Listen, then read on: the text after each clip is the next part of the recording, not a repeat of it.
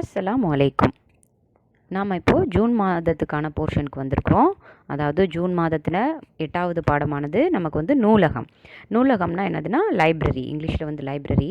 நூலகம் அப்படிங்கிறத பிரித்து எழுதும்போது நூல் ப்ளஸ் அகம், அதாவது நூல்னா புத்தகம், அகம்ங்கிறது உள்ளங்கிற மீனிங். அதாவது இப்போ ஒரு அறையில் வந்து பல்வேறு தொகுப்பு புத்தகங்களை வந்து அடுக்கி வைக்கப்பட்டிருக்க இடம் தான் வந்து நூலகம்னு சொல்கிறோம். அதாவது நமக்கு தேவையான புத்தகத்தை வந்து நம்ம எடுத்து படிக்கிற பயனை தருது அந்த பாடமானது தான் இந்த நூலகம் அப்படிங்கிறது.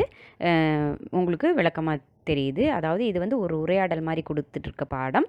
வாங்க பாடத்துக்குள்ளே போகலாமா?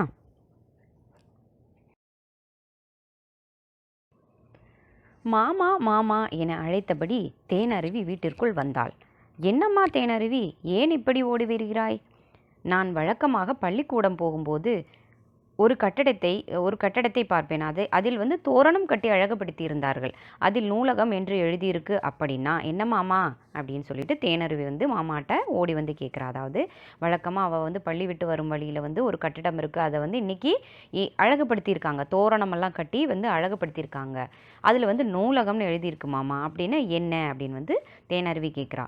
அதற்கு மாமா சொல்கிறாரு, அதுவா, நூல்களை சேமித்து வைத்திருக்கும் இடம்தான் நூலகம். தெரியும் இல்லையா உங்களுக்கு? நூல்கள் எல்லாம் சேர்த்து ஒன்றா அடுக்கி ஷெல்ஃபில் வச்சுருக்கோம், பல ரேக்ஸில் வச்சுருக்கோம். அதுதான் வந்து அதுக்கு பேர் தான் நூலகம்னு சொல்கிறோம் இல்லையா? நூலகம் ஒரு பொது இடம்.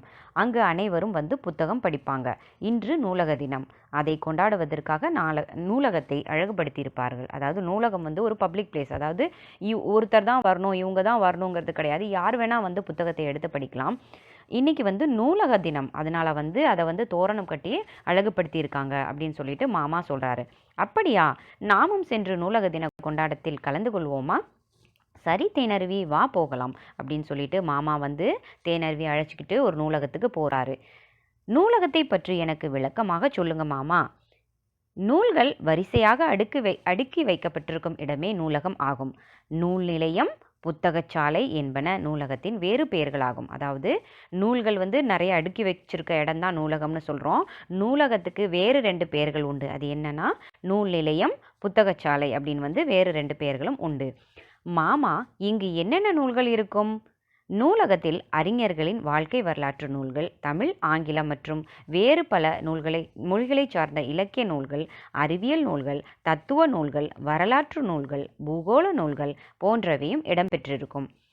அதாவது நூலகத்தில் வந்து பல அறிஞர்களோட லைஃப் ஹிஸ்ட்ரி புக்ஸ் வச்சுருக்கோம். அதாவது இப்போ நம்ம ஃபார் எக்ஸாம்பிள் டாக்டர் அப்துல் கலாமோட புக்கு லைஃப் ஹிஸ்ட்ரி நம்ம பார்த்துக்கணும், படிக்கணும், தெரிஞ்சுக்கணும்னு நினச்சோம்னா அதை மாதிரி நம்ம சர்ச் பண்ணி எடுக்கலாம்.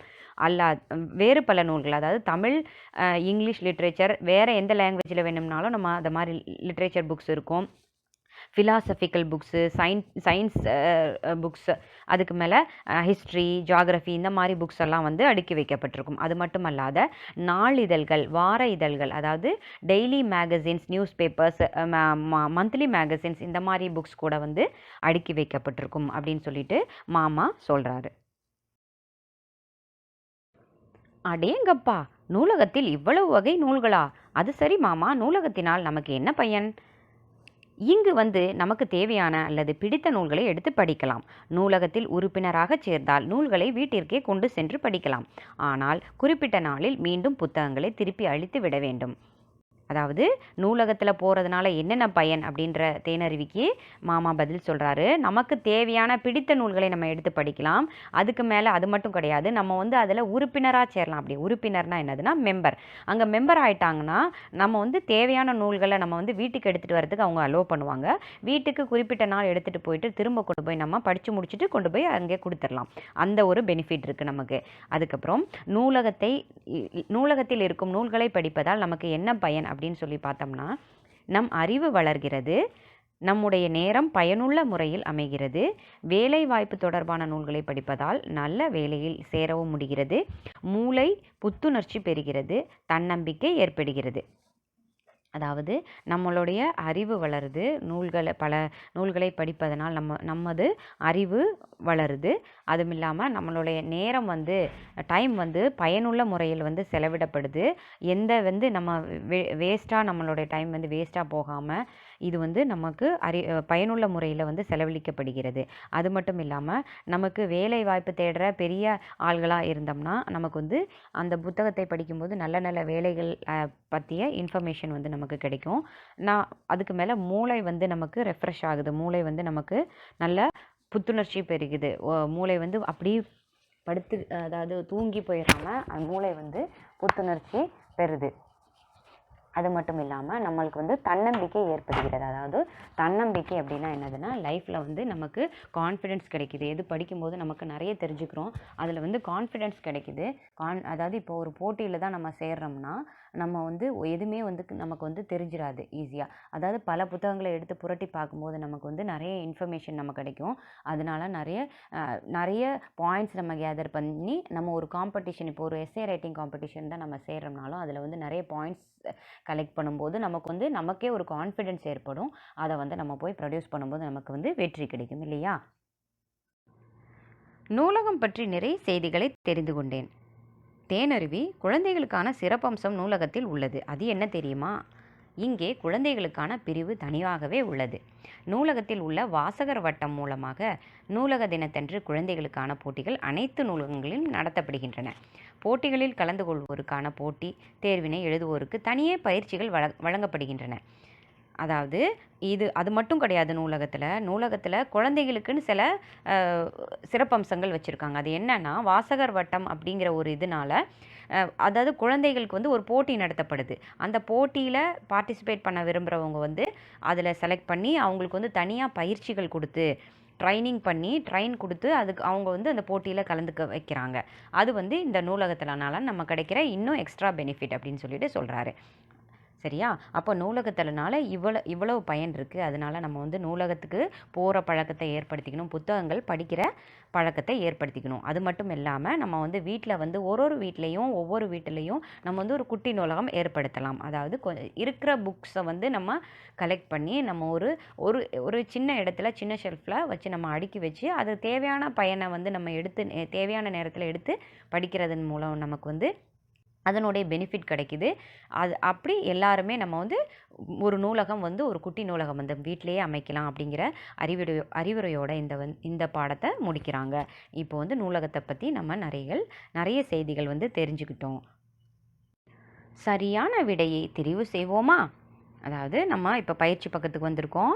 நூல் இச்சொல் உணர்த்தும் பொருள். அதாவது நூலுங்கிற சொல்லுக்கு வந்து மீனிங் என்னென்னா புத்தகம். அடுத்து அறிஞர் இச்சொல் உணர்த்தும் பொருள். அறிஞருங்கிற வேர்டுக்கு வந்து மீனிங் என்னென்னா அறிவில் சிறந்தவர், அறிவில் ரொம்ப மேம்பட்டவர் அப்படிங்கிற மீனிங். தேனருவி இச்சொல்லை பிரித்து எழுத கிடைப்பது. தேனருவிங்கிறத பிரித்து எழுதினோம்னா தேன் ப்ளஸ் அருவி, அதுதான் கரெக்டு. அடுத்து புத்துணர்ச்சி இச்சொல்லை பிரித்து எழுத கிடைப்பது. புத்துணர்ச்சியை நம்ம பிரித்து எழுதினோம்னா அதுக்கு வந்து மீனிங் என்னென்னா புத்து அப்படிங்கிறதுக்கு வந்து புதுமைங்கிறது வந்து மீனிங். அப்போது நம்ம கரெக்டாக பிரித்து எழுதணும்னா 2 வேர்டு வந்து மீனிங்ஃபுல் வேர்டு கிடைக்கும். புதுமை ப்ளஸ் உணர்ச்சி.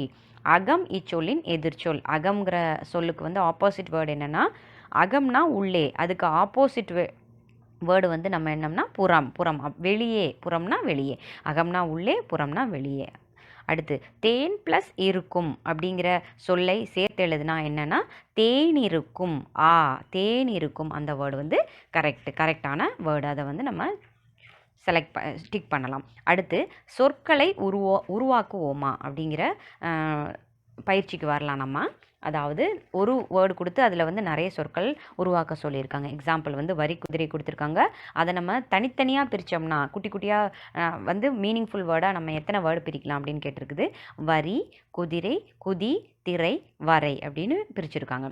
திருநெல்வேலி அப்படிங்கிற வேர்டை பிரித்தோம்னா திருங்கிறது ஒரு மீனிங்ஃபுல் வேர்டு, நெல்லுங்கிறது ஒரு மீனிங்ஃபுல் வேர்டு, வேலிங்கிறது ஒரு மீனிங்ஃபுல் வேர்டு. அதுக்கப்புறம் பனிப்புயல் அப்படிங்கிறத நம்ம பிரித்தோம்னா பனி, புயல், புல் அப்படிங்கிற 3 வகையாக நம்ம வந்து சொற்கள் வந்து புதிய சொற்கள் உருவாக்கலாம்.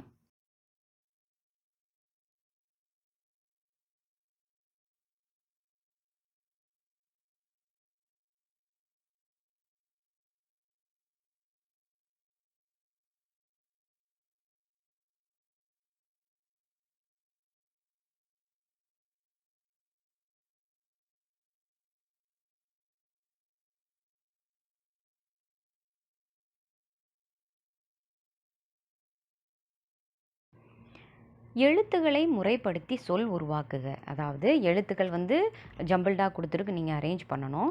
அது வந்து முதலாவதாக கொடுத்துருக்கிறது வந்து நம்ம அரேஞ்ச் பண்ணோம்னா பள்ளிக்கூடம், இரண்டாவதாக நூலக தினம், மூன்றாவது குழந்தைகள், நான்காவது மன வலிமை, ஐந்தாவது புத்துணர்ச்சி. இவ்வளவும் கொடுத்துருக்கு. இதை வந்து நீங்கள் எழுதுறீங்க. அடுத்த பக்கத்தை பார்த்தீங்கன்னா நமக்கு வந்து ஒரு பத்தியை படித்து வினாக்களுக்கு விடையளி. முதலையாக உங்களுக்கு வந்து பத்தி கொடுத்துருக்கு, அதாவது காம்ப்ரிஹென்ஷன் கொடுத்துருக்காங்க. காம்ப்ரிஹென்ஷன்னா இந்த மாதிரி ஒரு பேராகிராஃப் இருக்கும். இது உங்களுக்கு புதுசு கிடையாது. ஹிந்தியில் இங்கிலீஷ்லலாம் நீங்கள் எழுதுகிற மாதிரி தான். நீங்கள் ஆல்ரெடி 4th நீங்கள் எழுதியிருக்கிறீங்க, அதே மாதிரி தான். ஆனால் புத்தகத்தில் இது கொடுத்துருக்குது, இதுதான் முறை. அதாவது நீங்கள் அந்த ஃபுல் பேராகிராஃபையும் ஒரு 2 தடவை 3 தடவை நல்ல வாசித்து பார்க்கணும். அதுக்கப்புறம் நீங்கள் மீனிங் அண்டர்ஸ்டாண்ட் பண்ணிவிட்டு அதுக்குரிய ஆன்சரை நம்ம எழுதணும். இதை பற்றி நான் விளக்கமாக நான் வகுப்பில் சொல்லித்தரேன். அதனால் அதுக்குரிய ஆன்சரை நீங்கள் எழுதிடுங்க. அதுக்கப்புறம் பொருத்தமான சொல்லால் நிரப்புக. டேஸ் இல்லாமல், அதாவது படம் கொடுத்துருக்காங்க, அதுக்கு வந்து சரியாக எழுதணும். நெருப்பில்லாமல் சமைக்க முடியாது. நெருப்பு கொடுத்துருக்காங்க, படம். நெருப்பில்லாமல் சமைக்க முடியாது. அதுக்கப்புறம் என்னதுன்னா, மண் இல்லாமல் செடி வளராது. சக்கரம் இல்லாமல் வண்டி ஓடாது. அப்படிங்கிறத எழுதினீங்கன்னா இந்த பாடம் முடியுது. அதுக்கப்புறம் கேள்வி பதில் கொடுத்துருக்கேன், அதை பார்த்து எழுதுங்க. எழுதி முடிச்சிட்டிங்கன்னா இந்த பாடம் முடியும். நன்றி.